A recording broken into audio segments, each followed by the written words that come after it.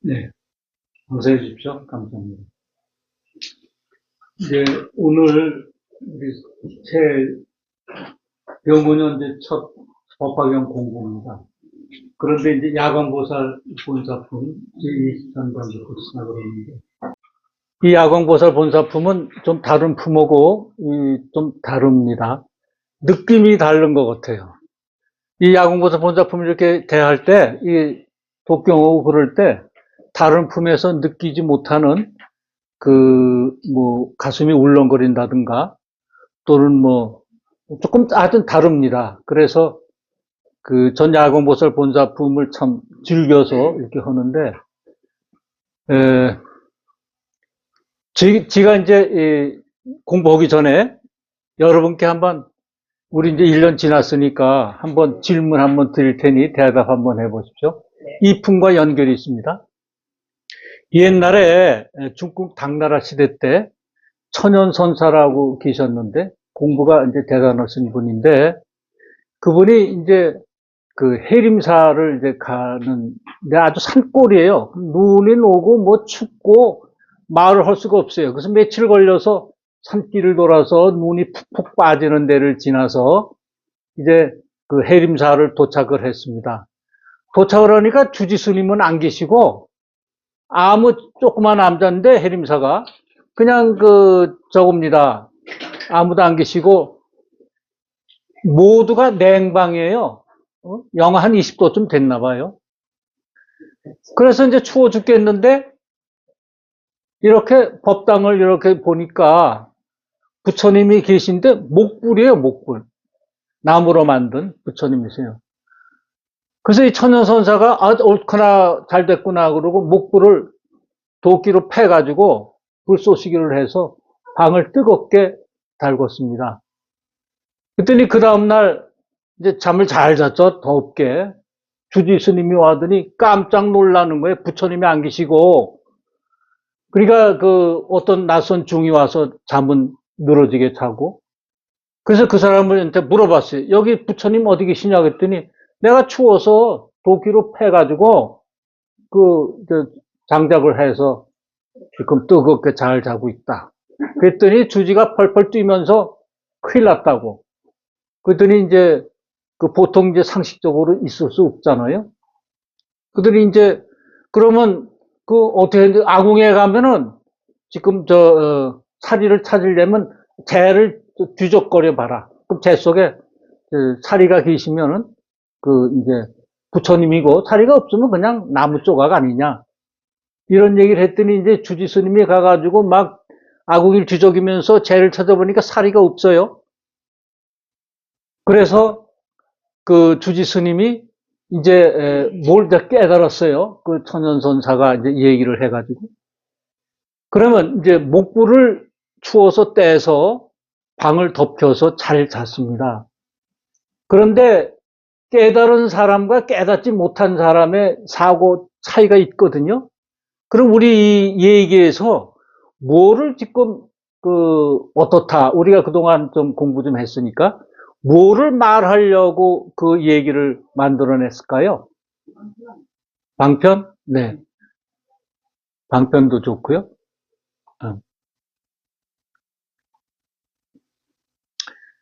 예. 불성도 좋죠. 예, 불성도 그렇습니다. 예. 예. 예. 예. 그렇죠. 주지 스님은 부처님을 상으로 봤어요. 상으로 보고 중하게 여겼는데, 천연선사는 상으로 보는 부처님은 부처님이 아니다라는 것을 우리한테 일깨워줬습니다.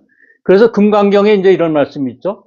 보험소유상 개시허망이니 약견 재상비상 즉견열애. 보험소유상, 이 세상의 모두 모양을 갖고 있는 것, 상을 갖고 있는 것은 보험소유상 개시허망이니 허망된 것이니 헛된 것이니 약견 재상비상, 네가 만약 약견 재상 비상, 상 있는 것을 비상, 상 없는 것으로 보면은, 상을 보지 않고 그 속을 보면은 즉견열애, 열애를 만난다.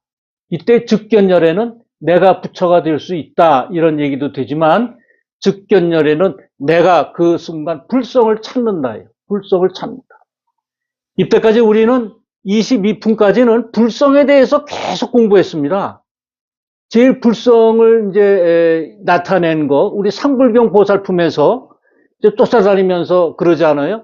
불성을 깨닫지 못하는 사부대중 증상만에게 이제 매를 맞아가고 돌로 때림을 당하면서도 쫓아다니면서 나는 너희를 존경한다. 왜냐하면 너는 불성이 있어서 곧 부처가 되리라. 그래서 그 상부경 보살이 깨우쳐줘요.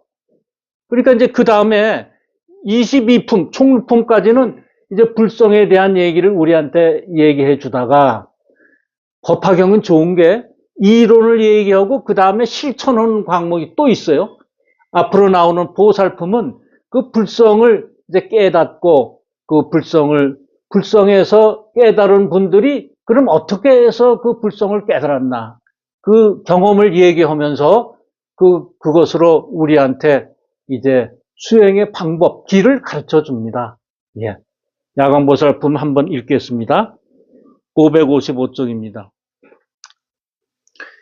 묘법의 나경 야광보살 본사품 제23 그때 수광화 보살이 부처님께 사례였다. 세존이시여 야광보살이 어찌하여 사바세계에 다니나이까?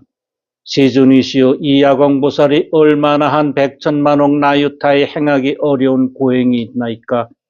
거룩하시라 세존이시여 원컨대 간략히 해설하여 주소서.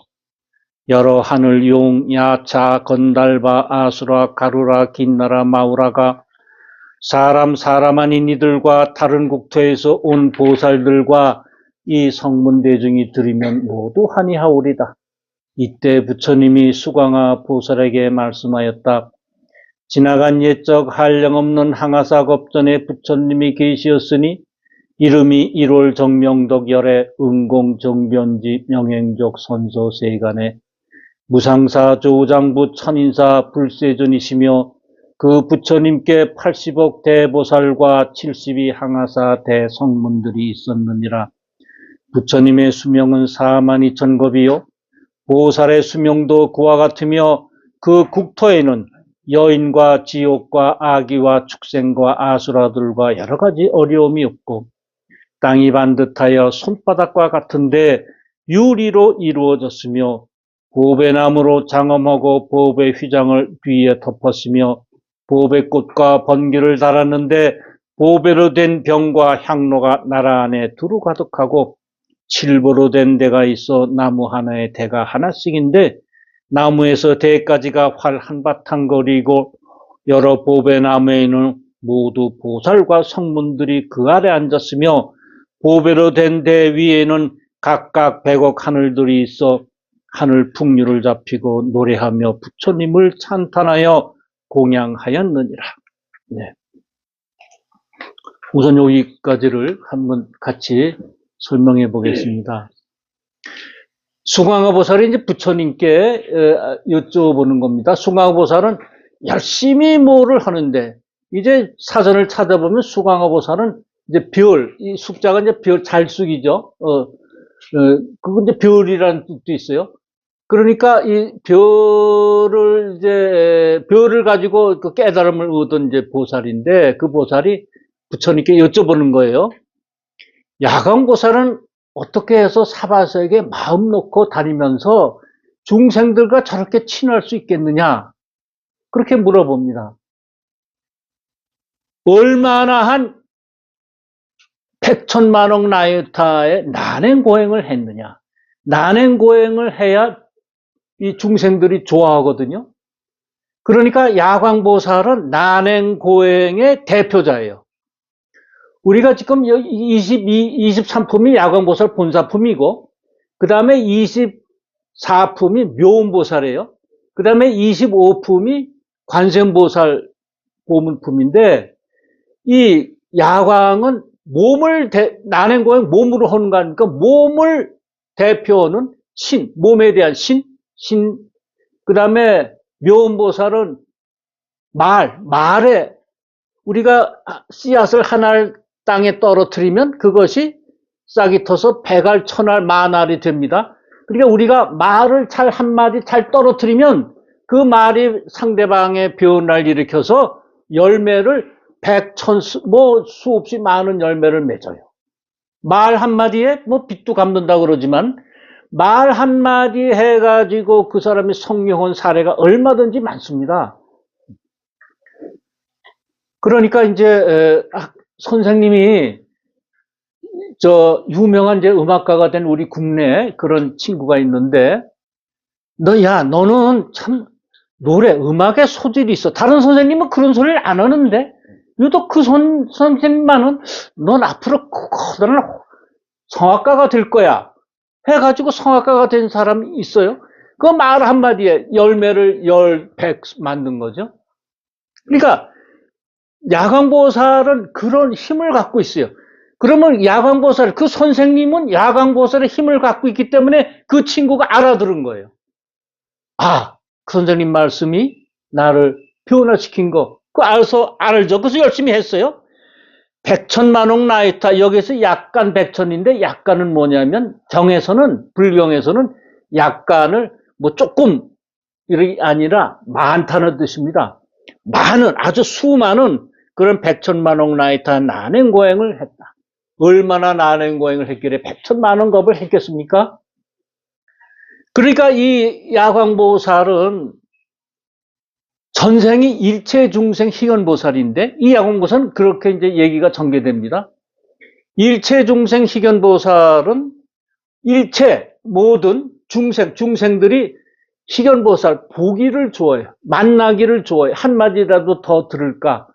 그래서 그 사람이 하도 귀찮아서 많은 사람이 찾아와서 너무 힘들어서 깊은 산속에 들어도 어떻게든지 신도들이 그 소식을 알고 찾아가서 그 옆에 앉아서 아무 소리 안 해도 좋아요. 그냥 옆에 앉아 있는 것만 해도 즐겁고 마음이 흡족하고, 요게 일체중생 희견보살이에요. 근데 일체중생 희견보살이 변해서 이제 자기 소신 공양을 하고 해서 이제 법화경에 힘을 얻어서 야광보살이 되는데, 일체중생 희견보살은 남들이 보기 좋아하고 만나긴 좋아하지만 남의 병을 고칠 수 있는 힘은 아직 없어요. 남을 변화시킬 수 있는 힘은 아직 없어. 그래서 일체중생 희견보살이 그렇게 얘기를 하는 겁니다. 내가 지금 현일체 색신삼매를 얻은 것은, 즉 현일체 색신삼매 뭐냐, 모든 일체 색신, 색은 말이고 신은 몸이에요. 말과 행동을 얻은 것은, 모든 사람이 좋아하게 하는 내 말이나 행동 때문에 좋아하는데, 그걸 얻은 것은 1월 정명덕 부처님의 법문과 그리고 법화경 힘이다. 그래서 자기 몸을 태워. 그래가지고 다시 태어나서 야광보살이 돼요. 야광보살이 되니까 이제 남을 변화시킬 수 있는 힘이 있어요. 그래가지고 이제 남의 병도 고치고, 그 병을 고치면서 부처님의 불법을 이끌어줍니다. 이게 야광보살이거든요. 그러니까 난행고행 덕분 때문에 이제 이렇게 많은 사람들이 찾아오게 됐습니다. 그래서 그런데 지나간 옛적 한량 항아사겁전에 부처님이 계셨으니 1월 정명덕 열애예요. 이 야광보살은 1월 정명덕 부처님 때 사람이에요. 야광보살은. 그럼 우리 경에 어떻게 보면은 서품에서는 1월 등명 열애가 법화경을 설합니다. 1월 등명 열애가 법화경을 설해요. 그런데 이 야광에서는 1월 정명덕 열애가 이제 법화경을 설해요. 그 다음에 이제 상불경 보살품에서는 위음왕 열애가 법화경을 설해요. 예. 그 다음에 24품 묘음보살품에서는 정화수강지 열애가 법화경을 설해요. 그러면 처음에 서품에서 1월 등명불이 법화경을 설하는 거와 그 법화경을 이랬습니다. 법화경은 처음도 선하고 중간도 선하고 나중도 선하다. 이런 말씀이 있거든요. 그러니까 뭐냐? 법화경을 처음에 얘기한 서른 사람이나 시대가 흘러서 중간에 서른 사람이나 또 시대가 흘러서 그 시대에 맞게 변화시켜서 나중에 서르는 사람도 다 같다. 그리고 법화경이라는 거는 우주 공간이 어디 있는데 그 우주 공간에 있는 것을 깨달은 사람이 그것을 이제 찾아가지고 우리한테 설해주는 거예요. 그러니까 그것은 지가 이런 거는 이제 스승님 말씀을 들어서 내가 지금 너한테 설하는 건 이 책을 보고 설하는 게 아니야. 내가 깨달음을 얻을 때 그때 큰 한자로 된 경을 보고 그게 법화경이다. 이런 걸 알고 나서 그때 그 장면을 가지고 그렇게 그림으로 된 장면을 가지고 설하는 거지. 내가 이 글자를 보고 너한테 설하는 게 아니야. 이런 말씀을 수없이 하셨거든요. 그러니까 이 실상의 그림으로 되어 있는 것을 그 깨달은 사람이 보고 이제 설하는 겁니다. 야광보살 시대에는 1월 정명덕 열애가 법화경을 그림으로 보는 것을 가지고 이제 그때 시대에 설했어요. 그래서 1월 정명덕 열애가 났는데 그 열애는 그 부처님께 80억 대보살과 70의 항아사 대성문들이 있었어요. 이건 뭐야? 거기에 모여있는 사람들이 한없는 80억 대보살과 70의 항아사 성문들이 있었다. 이렇게 해석도 되지만 우리 스승님은 그렇게 해석하는 건 글자를 그냥 해석하는 것이다. 아무 뜻이 없다. 깨달은 거 상관이 없다. 이때 이제 스승님께서 말씀하신 80억은 뭐냐? 팔방, 동서남북과 간방, 팔방. 팔방을 얘기하는 건 이 1월 정명덕 열애가 법화경을 설할 때는 팔방이 꽉 찼어요. 우주 공간에 꽉 찼어요. 공간적으로 꽉 찼어요. 그 다음에 72항, 대보살 72항아사. 이건 시간적으로 꽉 찼어요. 시간적으로 영원 불멸해요. 이 72는요, 우리가 맥박이 1분에 72번을 뛰어요. 그리고 우리 뼈마디가 72개가 있어요. 72개. 저는 안 씌워봤는데 스승님 말씀이니까 그냥 믿고서 그냥 쭉 지냈습니다. 72개가 있다 그럽니다. 그리고 우리 혈자리는 365혈자리가 있다 그럽니다.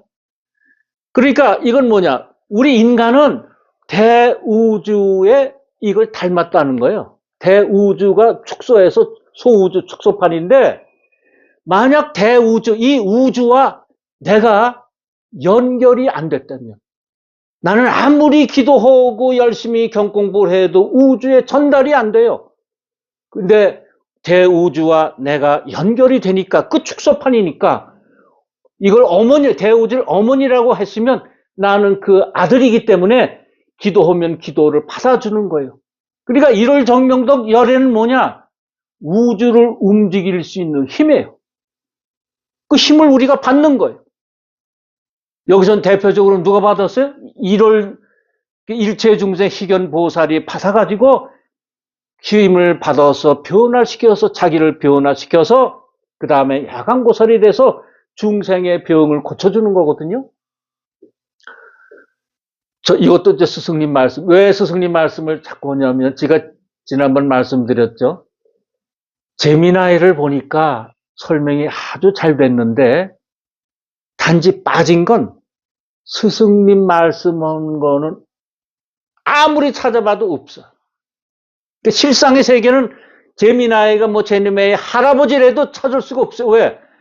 제미나이는 이때까지 법화경 설원 많은 선사들 역사적으로 된 것을 전부 마서 자료를 축적해서 알려줄 뿐이지 변화하는 건 없어요.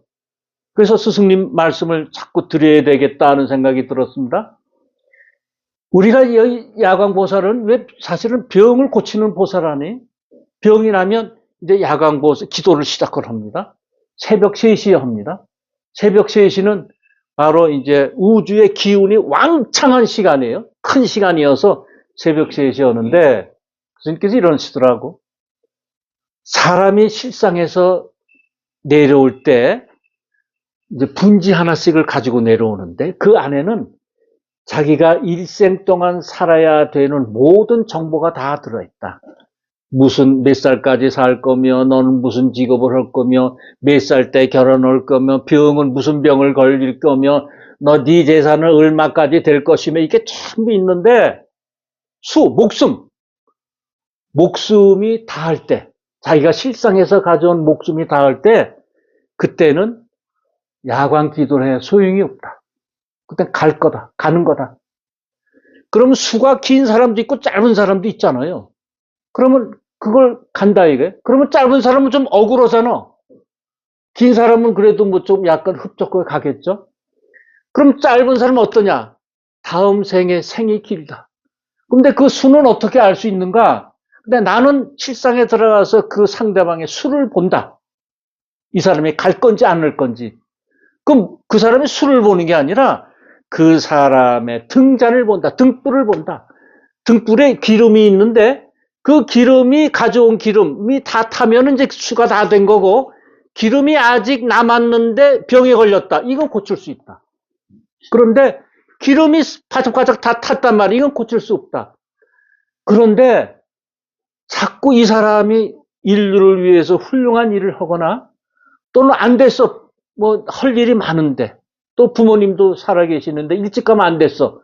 그러면 내가 실상에 들어가서 그 기름을 바짝바짝 탄 기름을 그 사람 다음 생에서 끌어다가 그 기름을 넣어준다. 그래서 등불이 꺼지지 않게 한다. 이런 말씀 하셨거든요. 그런데 이제 오래전에 저희 장인이 이제 의사신데 단양에서 계시는데 갑자기 쓰러지셔가지고 혈압이 항상 높으세요. 그래서 이제 경희대 의료원에 들어오셨는데 뭐 이제 의사 얘기를 이제 얼마 남지 않았으니까 식구들을 전부 불러다가 마지막 인사를 하게 하십시오. 의사가 그 얘기를 했습니다. 그래서 병원에 쫓아가니까 엑스레이 사진을 보니까 이 뇌사진이 그냥 하얘. 피가 이렇게 쏟아지면 이게 하얗게 된대요. 그리고 몸은 그냥 열이 나지 뻘겋더라고요, 얼굴은. 그러니까 이제 뭐, 집사람도 그렇고, 우리 아버지 살려주십시오, 어쩌고 막 그러니까, 아니야, 그냥 보내시는 게 좋은데. 그냥, 그래, 그가 어딨어요? 그냥, 그때 이제 환갑 조금 넘으셨거든? 그러니까 너무 일찍이니까, 그냥 보내시는 게 좋은데. 그냥 막 아우성 치고 그러니까, 그래? 그러면 내가 8년을 수명 연장하는데, 후회할걸? 나중에 후회한다. 자기 수대로 가야 되는데.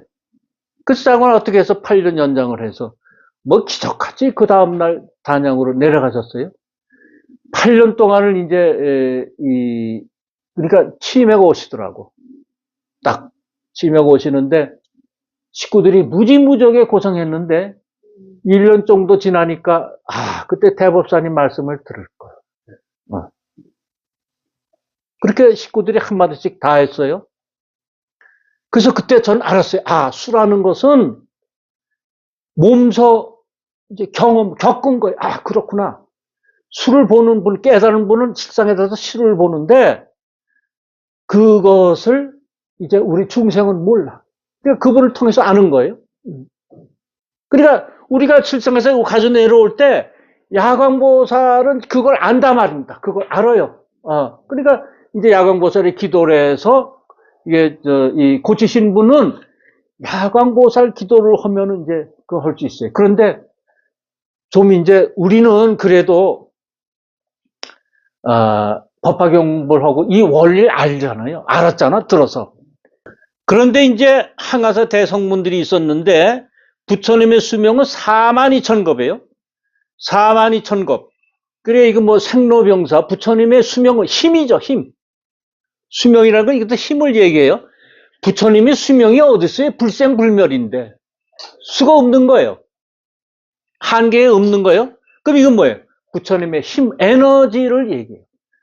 사실 부처님이라는 형태, 하나님이라는 거는 우주를 관장할 수 있는 에너지, 힘을 얘기하거든요.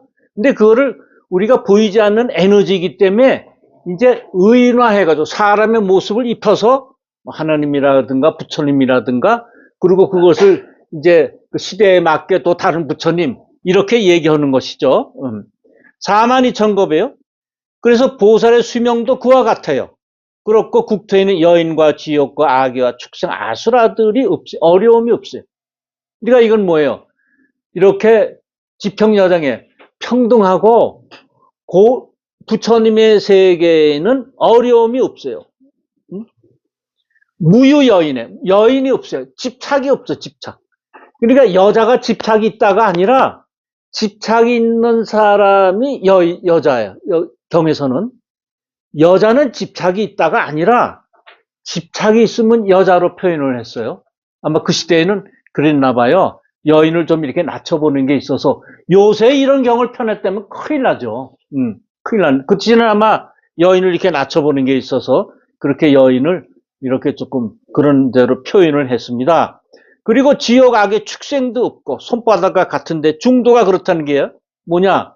모양이 그렇다는 게 아니라 내 마음이 그렇다.